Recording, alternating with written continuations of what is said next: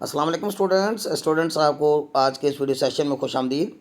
Students आज के इस वीडियो सेशन में हम आइस कैंडी मैन जो कि हमारा नावल है बप्सी सिधवा का लिखा हुआ या जिसका नाम बाद में क्रैकिंग इंडिया रखा गया, हम उसके इम्पोर्टेंट थीम्स पे बात करेंगे। स्टूडेंट्स इससे पहले जो मेरी वीडियो थी, लास्ट वीडियो मैंने आपके लिए जो अपलोड की थी, उसमें मैंने इस वीडियो में इसकी डिटेल्ड समरी और उसका एनालिसिस आपके साथ शेयर किया हुआ है, तो आप उस वीडियो को पहले देख लीजिए।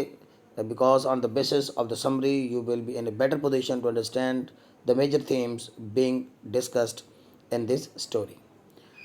तो इसमें बेटे आपको मैं एक बताऊं कि सबसे पहले तो हम ये देखते हैं कि इस नावल के अंदर जो है काफ़ी ज़्यादा थीम्स हैं। कुछ 6 से 7 थीम्स जो हैं वो मुख्तलिफ क्रिटिक्स ने while making commentary and making analysis of this story of this novel जो है वो पेश किए हैं।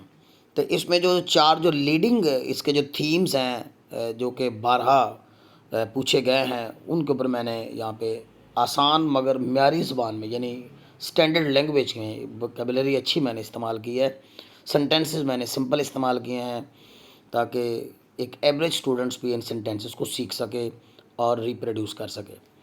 तो स्टूडेंट्स इसमें एक तो मैंने आपको इस वीडियो के फ़ीचर्स थोड़े से बता दिए कि इसकी क्या खसूसियात हैं। तो आप बेहतर अंडरस्टैंडिंग के लिए मोबाइल को रोटेशन के ऑप्शन पे लगा लीजिए, क्योंकि जिस फॉर्मेट में मैं वीडियो बनाता हूँ उसमें रोटेशन का जो ऑप्शन है वो आपके लिए वो ज़्यादा बेहतर विजिबिलिटी पैदा करता है इस तरह की वीडियोस में। तो आइए स्टूडेंट्स, हम without wasting time we move on towards the topic. तो इसमें स्टूडेंट्स हम बात करते हैं कि देर आर मैनी थीम्स। सवाल भी यही है कि क्रैकिंग इंडिया का थीम्स क्या हैं, और यहाँ पे मैंने लिखा there are many themes in the novel Ice Candy Man. Novel Ice Candy Man में बहुत से थीम्स हैं, या क्रैकिंग इंडिया जिसका नाम बाद में इसको रीटाइटल किया गया था। अब यहाँ पे मैंने थोड़ा सा आपके लिए इसकी ना डेफिनेशन भी बताई है। ये डेफिनेशन आप थीम्स की याद कर लीजिए, because most of the times जो हैं आप कोई पोइम वगैरह डिस्कस कर रहे होते हैं या कोई शॉर्ट स्टोरी पढ़ रहे होते हैं या कोई ऐसे आप एनालाइज कर रहे होते हैं, तो आपको उसके अंदर थीम पूछा जाता है, सेंट्रल आइडिया पूछा जाता है। तो आपको थीम का पता होना चाहिए, और थीम वाले सवाल में आप at the beginning of your answer आप उस इस डेफिनेशन का, थीम की इस डेफिनेशन का हवाला दे सकते हैं। मैं थोड़ा सा इसको ब्रीफली एक्सप्लेन भी कर देता हूँ। So any idea, any universal idea, यानी कोई भी यूनिवर्सल आइडिया जो होता है, एनी यूनिवर्सल आइडिया, कोई भी यूनिवर्सल आइडिया यानी आलमगरियत का हामल idea, universal idea that is presented, जो कि पेश किया जाता है in any literary and artistic work, किसी भी अदबी काम में या किसी भी आर्टिस्टिक वर्क में, इज़ कॉल्ड थीम। यानी कोई भी यूनिवर्सल आइडिया जो कि किसी भी तख्लीकी काम में, अदबी काम में, लिटरेरी काम में पेश किया जाता है, उसको थीम कहते हैं। So theme is an integral part of any fiction. और कोई भी अफसाना, जब कोई अफसाना निगार प्रोड्यूस करता है तो थीम उसका एक इंटेग्रल पार्ट होता है, यानी he keeps things in mind while writing that fiction. The readers, और रीडर्स पे ये होता है फिर कि वो किस तरह से उसमें से उस थीम को ड्रा आउट करता है, निकालता है उस फिक्शन या स्टोरी उस पोइम में से। द रीडर्स, और पढ़ने वाले ही ड्रा आउट थीम्स को निकालते हैं on the basis of the ideas presented in that fiction, जो कि यानी उस अफसाने में या स्टोरी में या पोइम में या नावल में उनको जो पेश किया जाता है, तो वो थीम्स को, उन आइडियाज़ को ही बेस बनाकर वो निकालता है थीम्स को। So following are the following themes, और मदरज ये थीम्स हैं इस ज़ेर बेस्ट नावल के। सबसे पहला जो थीम है जो कि ज़्यादा डिस्कस किया गया है मोस्ट ऑफ द टाइम, जो कि क्रिटिक्स जो है इसका हवाला देते हैं, वो यही है द इफेक्ट्स ऑफ पार्टीशन, कि इसके अंदर इफेक्ट ऑफ पार्टीशन दिखाया गया। पार्टीशन प्लान आप जानते हैं 1947 में अमली तौर पे प्रैक्टिकली इसको इम्पोज किया गया। इंडिया पाकिस्तान की इंडिया की डिवीज़न हो गई और पाकिस्तान उसमें एक नया मुल्क बना, और as a result of that partition, और उस वक्त जो हालात पैदा हुए, जो फसादात हुए, जो मुश्किलात पैदा हुई, उनका ज़िक्र बारहा हम डिस्कस कर चुके हैं। इससे पहले मैंने आपको जो टोबा टेक सिंह सादर सर मंटो का लिखा हुआ जो शॉर्ट स्टोरी थी, उसके अंदर भी मैंने डिटेल के साथ बात की हुई है। और इससे पहले जो ये जो नावल हम जो पढ़ रहे हैं, ज़ेर बेस्ट नावल जो आइस कैंडी मैन या क्रैकिंग इंडिया जो है, इसकी जो पहली वीडियो उसके अंदर भी मैंने डिटेल से आपसे बात की हुई है। तो partition is one of the main themes of Ice Candy Man which was retitled later on as Cracking India. यानी पार्टीशन ही इसका मेन थीम है इस नावल का, जिसका नाम क्रैकिंग इंडिया है या आइस कैंडी मैन है। और क्रैकिंग इंडिया इटसेल्फ जो है, यानी ये वर्ड जो फ्रेज़ है पूरा, ये क्रैकिंग इंडिया, ये हमारा टाइटल है। यहाँ पे इन्वर्टर कॉमा क्लोज लगा लीजिएगा। The title Cracking India refers to the partition. ये भी क्रैक का मैंने तोड़ना होता है, फोड़ना होता है, दरार डालना होता है। आप जानते हैं क्रैक होना, हड्डी का जैसे क्रैक हो जाना हम कहते हैं, तो टूटना, ब्रेकेज इसका मतलब होता है। यानी ऐसा इंडिया जो ब्रेकिंग प्रोसेस से गुजरा, यानी क्रैकिंग इंडिया का मतलब ये हुआ। और ये पार्टीशन की तरफ रेफरेंस है, इशारा है। Cracking India refers to the partition that took place in 1947। वो सी इन द नॉवल में देखते हैं कि किस तरह से जो हिंदू थे, मुस्लिम्स थे, सिख थे, लिव टुगेदर बिफोर पार्टीशन। हम ये देखते हैं वो किस तरह से पार्टीशन से पहले इकट्ठे रह रहे थे, and how they became the sworn enemies, और कैसे वो जानी दुश्मन बन गए। ये स्वीय कसम उठाना होता है, तो स्वॉर्न एनिमी एक फ्रेज बनता है जिसका मतलब होगा जानी दुश्मन, एक दूसरे की जान के दुश्मन बन गए one another after the partition. Partition के बाद there was a large scale killing, बड़े पैमाने पे कत्ल गारत हुई, मैसेकर हुआ on the both side of the border, border की दोनों तरफ। यानी इंडिया पाकिस्तान की वो एक जो लाइन डिवाइड कर दी गई, खींच दी गई, लकीर खींच दी गई, तो उसके दोनों साइडों पे किस किस्म की फिर किलिंग हुई हम जानते हैं। The best example of the effect of partition we see in the relationship between आया, यानी हमारी जो मेन कैरेक्टर आया है, यानी जिसका हिंदू नाम शांता है, उसके दरमियान और आइस कैंडी मैन के दरमियान जो रिलेशनशिप है, आप उसमें ही आप देख लीजिए एक झलक। यानी जब हम इंसानी बिहेवियर्स की बात करते हैं तो किस तरह से वो अटरली, कंप्लीटली, एंटायरली चेंज हो गए, वो हमें यहाँ पे नज़र आता है। अगरचे ये एक वन साइडेड लव ही था, अगरचे ये आइस कैंडी मैन की तरफ से ही पसंदीदगी थी, किसके लिए, आया यानी शांता के लिए। तो देखें पार्टीशन से पहले he was the best admirer, वो उसका सबसे बड़ा मदाह था, सूटर, और उसका सबसे बड़ा चाहने वाला, प्रेमी था, एंड लवर ऑफ आया, और आया का लवर था बिफोर पार्टीशन। और ये बात सिर्फ आइस कैंडी मैन पे ही साधक नहीं आती, बल्कि हम ये देखते हैं कि everybody who came in to contact with Shanta या आया, वो भी उसकी ब्यूटी का दीवाना था। Same was the condition of all around, और यही हालत थी सबकी ऑल अराउंड आया, जो आया गिर्द गिर्द लोग थे, whose beauty and physical charms, जिसका हुस्न और खूबसूरती या जिस्मानी जो कशिश थी, अट्रैक्टेड एवरीबॉडी टुवर्ड्स हर किसी को अपनी तरफ वो खींच लेती। लेकिन हम देखते हैं कि आइस कैंडी मैन गुड आदमी था, he was very good person at the start of the novel. हम देखते हैं कि शुरुआती हिस्से में जब ये नावल शुरू होता है तो आइस कैंडी मैन को एक अच्छे रूप में देखते हैं। Ice Candy Man was good man when we met him in the beginning of the novel, but when the partition took place, लेकिन जब पार्टीशन होगी, change his tone and stance, तो उसने भी इवन अपना लहजा जो है वो चेंज कर लिया मुकम्मल तौर पर। और हम देखते हैं कि जब मुस्लिम मॉब, यानी एक जत्था मुसलमानों का एक हजूम नारे बुलंद करता हुआ, अपनी नफ़रत का इज़हार करता हुआ, अपने गुस्से का इज़हार करता हुआ, वो दौड़ता हुआ आया जब शांता के घर की तरफ, सॉरी लेनी के घर की तरफ, शांता की तलाश में। हिंदुओं को चूँकि वो चुन चुन के, ज़ाहिर बात है कि मार रहे थे, और इसी तरह हिंदू और सिख मुसलमानों के साथ ये सारा कुछ कर रहे थे, तो ये एक क्रॉस अटैक्स थे एक दूसरे के ऊपर।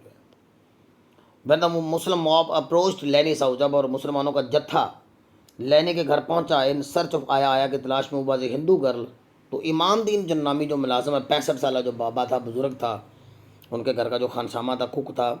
मैंने लास्ट वीडियो में इसके बारे में डिटेल से बात की थी इमाम दीन साहब के बारे में। सो इमाम दीन ने हजूम को पुरसकून किया और उनको ये झूठ बोलकर टालने की कोशिश की कि ये हिंदू घर नहीं है, ये पारसी घर है, और यहाँ पे कोई हिंदू अब नहीं रहता है, शांता यहाँ से मूव कर गई है, हिजरत कर गई, माइग्रेट कर गई इंडिया की तरफ। तो उसने झूठ बोलकर by telling like that she had shifted to India, को इंडिया शिफ्ट हो गई है, बट द इनोसेंट लेनी। लेकिन जब लेनी को पूछा गया, अब लेनी जो है क्योंकि मासूम बच्ची है, अभी छोटी है। अच्छा, ये मैंने स्टूडेंट साहब को बताया था कि आमिर खान की एक फ़िल्म है, इसके ऊपर बनाई गई थी, अर्थ 1947।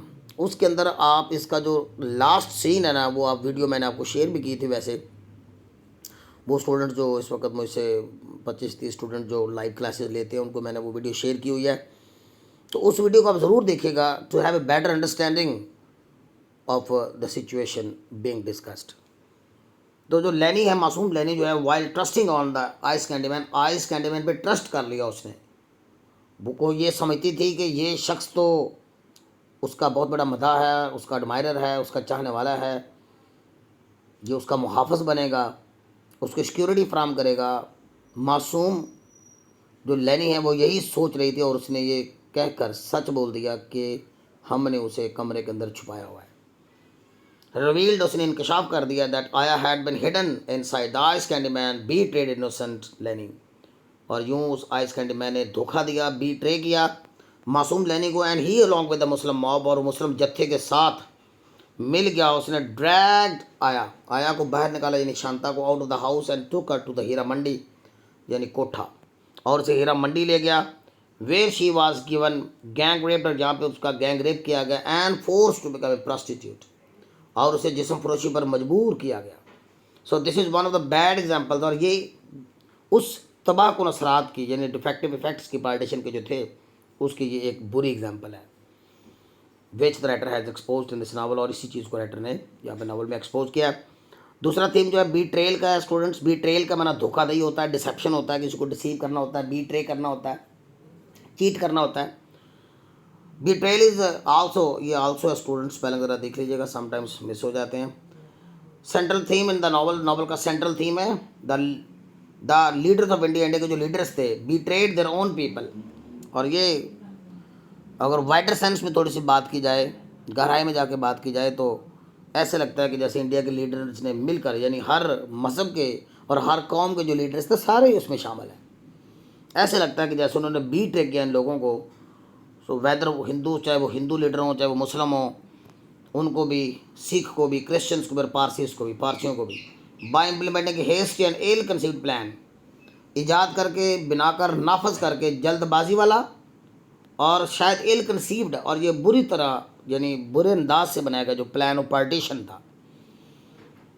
जिस तरह से वो किया गया, उजलत में, जल्दबाजी में, हेस्टी अंदाज से और इल तरीके से, बेसब्री के साथ जैसे।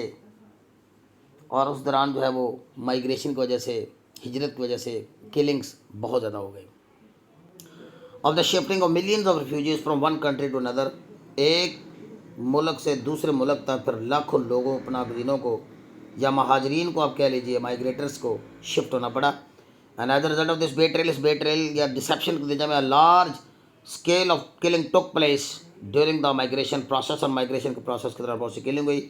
मेल्स और बुचर्ड, और मर्दों को ऐसे मारा गया जैसे कसाई, यानी बुच्चर होता है, आप जानते हैं कसाई, जैसे कसाई चीर फाड़ करता है जानवरों को ज़िबा करके, बुच्चर्ड। एंड विमेन वर रेप्ड, और ख़वातीन को रेप किया गया। बर्निंग फ्लेम्स, और आग जलाना, घिराव करना, फाइट, झगड़े, स्लोगन्स, नारे, फिर रेप्स, असमत दरियाँ, कत्ल, किलिंग्स, ये सारे के सारे जो है ना, यहाँ पे कॉमा स्टूडेंट्स आप लगा लीजिएगा, मर्डर्स के बाद किलिंग से पहले, etcetera became the incidents of the everyday, ये रोज़मर्रा का मामूल बन गया। और हमारी कहानी सुनाने वाली 8 साल की लड़की लैनी है, और लैनी के लिए एक रोज़मर्रा का मामला बन चुका था। In the most of the novels, ज़्यादातर नॉवल्स में तो हमने यही देखा है जो इस पार्टीशन के ऊपर लिखे गए हैं, डीलिंग विद पार्टीशन का मतलब जो लिखे गए हैं। Leaders like master Tara Singh, ये सिखों के लीडर थे उस ज़माने में, यानी जब आज़ादी की जंग जारी थी और आज़ादी हासिल की जा रही थी गोरों से। मोहम्मद अली जिन्ना मुस्लिम लीडर थे। नेहरू एंड गांधी हिंदू लीडर थे। आर प्रेजेंटेड एज हीरोज़, आमतौर पे तो इनको हीरो के तौर पे पेश किया जाता है, लेकिन ऐसे लगता है कि जैसे आइस कैंडी मैन के अंदर इनको इस वायलेंस के मुलजम ठहराया गया है। But in the Ice Candy Man we find them represented as the culprits of violence. In the novel, हमारे इस नावल में हमारे जो राइटर है बप्सी सिधवा प्रेजेंट्स आर ओन ओपिनियन, वो अपनी राय देते हैं, बिलीव और अपने अकीदे देती है about the personalities and characters of Gandhi, यानी इन किरदार, गांधी के किरदार के मतलब, नेहरू के किरदार के मतलब और जिन्ना के किरदार के मतलब अपने आइडियाज़ देना चाहती है थ्रू द नरेशन बाय लैनी। और किसके ज़रिए कहानी की कौन सुना रही? लैनी की नरेशन के ज़रिए, लैनी की दास्तान के ज़रिए। अकॉर्डिंग टू बप्सी सिधवा के मुताबिक द अननेसेसरी ब्लडशेड, और ये जो गैर ज़रूरी तौर पर कत्ल गारत हुई, ये फार है स्टूडेंट्स, फार का स्पेलिंग नोट कर दीजिएगा, फार द FOR फार है, for the purpose of getting in separate country, एक अलग वतन हासिल करने की गरज से। विल ऑलवेज हॉन्ट, वो हमेशा बार बार जहनों में आता रहेगा, हॉन्ट करता रहेगा। द माइंड ऑफ दोज, उन लोगों के जहनों के अंदर ये बार बार चीज़ आती रहेगी। हु लॉस्ट, ये LAST लास्ट लिख दिया स्पेलिंग स्टूडेंट्स, लॉस्ट है LOST लॉस्ट, जिन्होंने खो दिया, लॉस्ट है, lost their families, friends and close ones, और अपने करीबियों को। वो सीधा हम देखते हैं the theme of betrayal and affair between Ayah and Shanta, Shanta और आइस कैंडीमैन के दरमियान जो अफेयर चला, अगरचे वन साइडेड ही था, मैंने आपको बताया, क्योंकि शांता का तो कोई रुझान नहीं था आइस कैंडीमैन की तरफ और ना ही किसी और के, क्योंकि उसके चाहने वाले तो मदाह तो उस मोहल्ले में बहुत ज़्यादा थे। ही बेट्रेड नॉट ओनली आया, उसने ना सिर्फ आया को बीट्रे किया बट आल्सो द इनोसेंट लैनी, बल्कि मासूम लैनी को।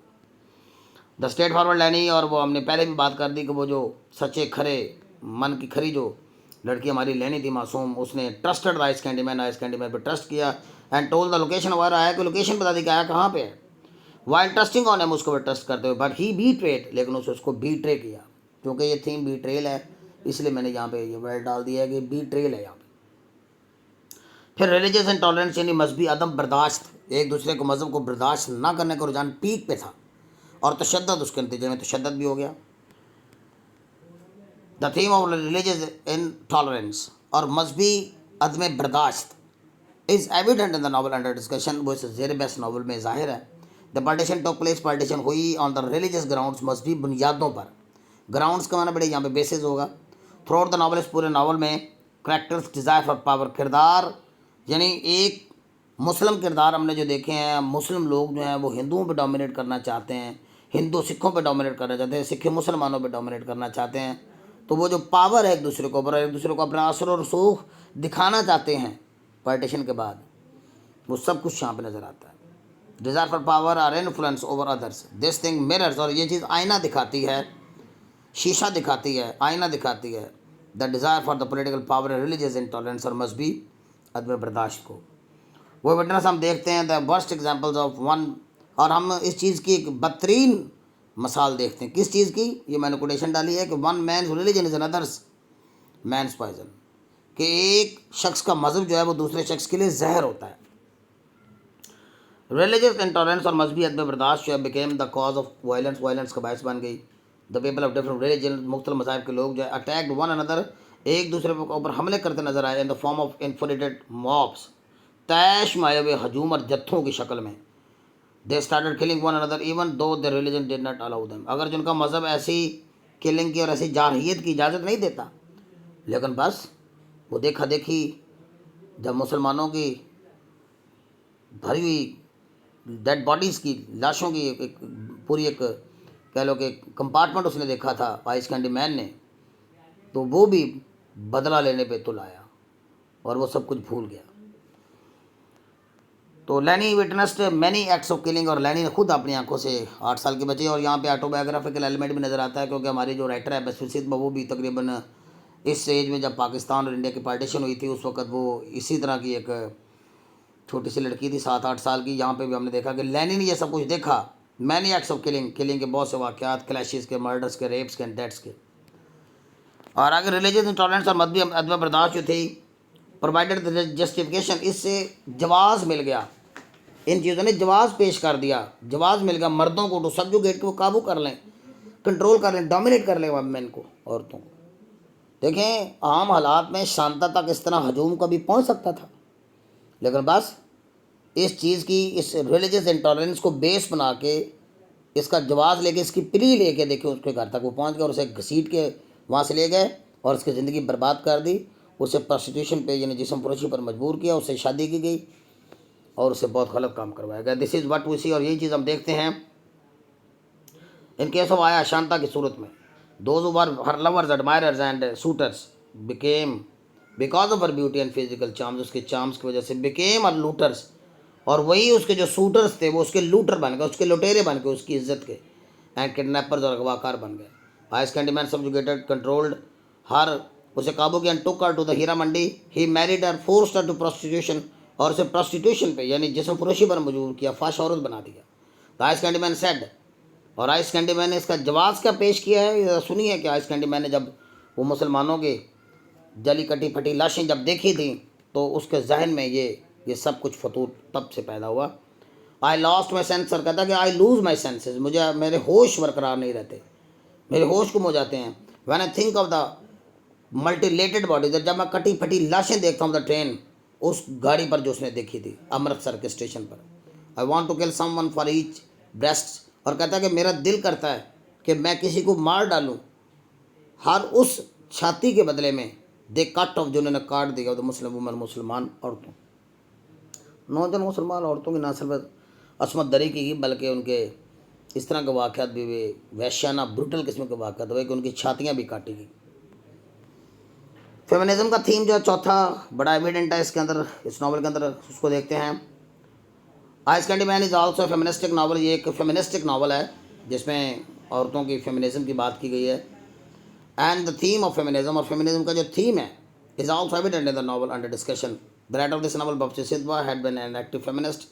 ये बात याद रहे कि हमारी जो राइटर है बाप्सी सिधवा जो है वो बेनज़ीर भुट्टो के ज़माने में, हमारे दौर में, यहाँ पे 1992, 93, 94, 98 तक तकरीबन, इस दौर में मोहतरमा बेनज़ीर भुट्टो के ये दौर में ये एक एक्टिव फेमिनिस्ट भी रही, और उसी दौर में इसे ये अवार्ड दिया गया था, पाकिस्तान का सबसे बड़ा जो सिविल अवार्ड है, सितारा इम्तियाज़, वो दिया गया था। एक एक्टिव फेमिनिस्ट रही है in life. She has also shown exploitation of women, और फेमिनिज्म के थीम की वजह से हम ये देखते हैं कि ख़वातीन की यहाँ पे जो एक्सप्लॉयटेशन की जाती है उसको यहाँ पे उसने दिखाया है इस बड़े सगीर में। शी हैड बिन अ कीन supporter of the rights of the women, और ख़वातीन के वो राइट्स की एक बड़ी शौक भरी एक सपोर्टर हमायती रही है। यहाँ पे करेक्टर दिखाया गया जी, माइनर करेक्टर है, इसको हमने कम ही डिस्कस किया है। किरदार का नाम है राना। तो राना भी एक किरदार है यहाँ पे इस फिल्म के अंदर, इस नावल के अंदर। Rana is a minor character in the story. He also share the tragic incident, उसने भी ट्रेजिक इंसिडेंट शेयर किया है related to the exploitation of young girl. एक नौजवान लड़की को किस तरह एक्सप्लॉयट किया गया, वो खुद उसका एक चश्मदीद गवाह था। वो लैनी को बताता है, द यंग गर्ल सेड, नौजवान बच्ची क्या कह रही थी, लड़की क्या कह रही थी, ज़रा सुनिए।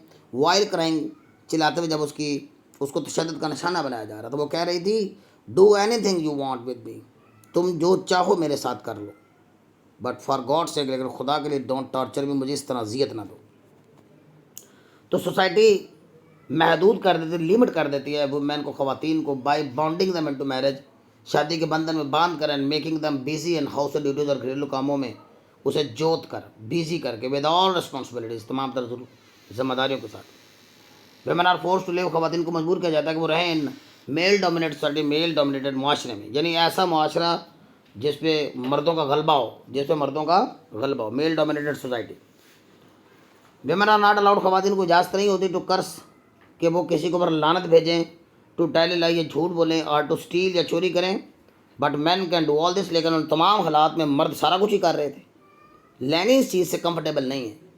लैनी देखती कि उसका कज़न सारा कुछ कर रहा है, उसका कज़न झूठ भी बोल रहा है, कर्सिंग भी कर रहा है, और उसे टच भी करता है, कभी कभी गलत नीयत से लैनी को टच भी करता है, छूता भी है। Lenny is not comfortable with all these restrictions. She complains by saying, और इस बात पे वो शिकवा करती नज़र आती है। इट्स ओके, कि ये सही होता है, फिर माई कज़न स्वीयर्स, अगर मेरा कज़न कस्में उठाए तो ठीक है, बट इफ़ आई एम कर, लेकिन बट इफ़ आई कर्स, लेकिन अगर मैं गाली देती हूँ या लानत भेजती हूँ और लाई या झूठ बोलती हूँ, I am told that it does not suit the shape of my mouth, तो मुझे ये कहकर मेरा मुंह बंद करवा दिया जाता है कि ये चीज़ मेरे मुंह की बनावट के मुताबिक नहीं है, मेरे मुंह की शेप को सूट नहीं करती है, और माई पर्सनैलिटी, और ना मेरी शख्सियत को सूट करती है, और समथिंग, और इस तरह की और चीज़। सो यूँ लैनी जो है वो इस चीज़ के ऊपर कंफर्टेबल नहीं है। वो ये देखती है कि या मर्दों का एक राज है, मर्दों का एक डोमिनेटेड माशरा है, मेल सब कुछ कर रहे हैं, और फीमेल्स को इस तरह से आगे से बात करने की इजाज़त नहीं है।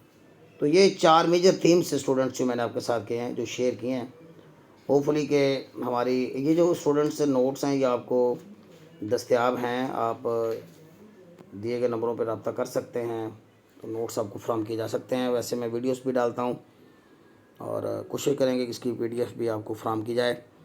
ओके स्टूडेंट्स, होपफुली कि this material will help you a lot in the preparation of your exam. Okay students, till next video, अल्लाह हाफिज़।